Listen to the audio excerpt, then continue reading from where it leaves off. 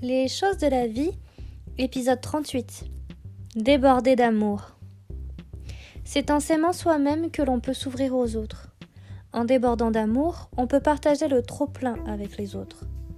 Alors la confiance en soi, elle vient de petites choses simples, des coups de pouce, des encouragements venant de personnes proches ou lointaines qui croient en nous, qui nous le disent, qui nous le font savoir et qui nous poussent à continuer. Je vais en profiter pour dire merci. Merci à toutes ces personnes qui, de près ou de loin, m'ont envoyé quelques messages par écrit ou à l'oral qui m'ont dit que c'était bien.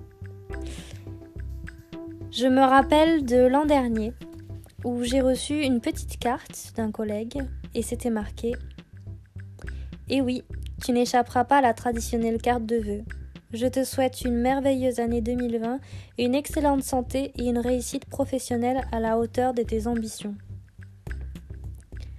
Alors oui, de simples mots écrits sur une carte peuvent changer toute une vie. Pourquoi de simples mots comme cela peuvent procurer autant de bonheur ? Eh bien, je vais le dire, je vais le partager avec vous. Peut-être que comme ça vous donnera l'envie de poursuivre vos rêves.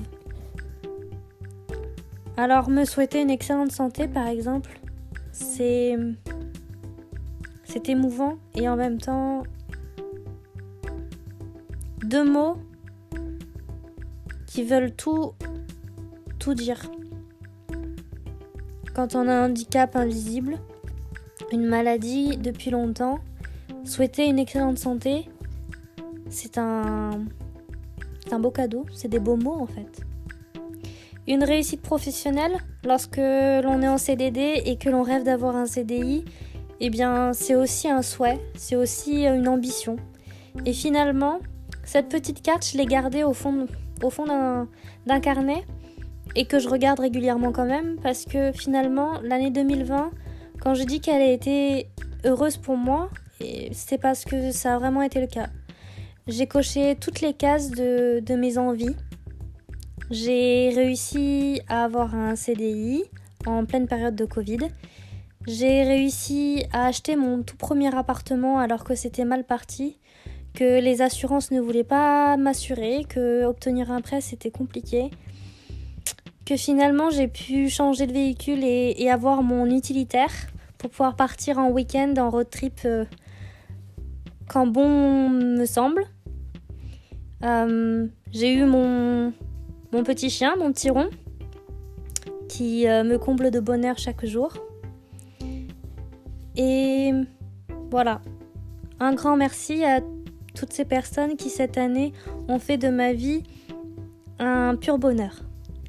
Alors je vais finir ce petit podcast de remerciements finalement avec un poème d'un auteur que j'apprécie énormément et qui s'appelle Paul Verlaine, intitulé « Le soleil du matin ».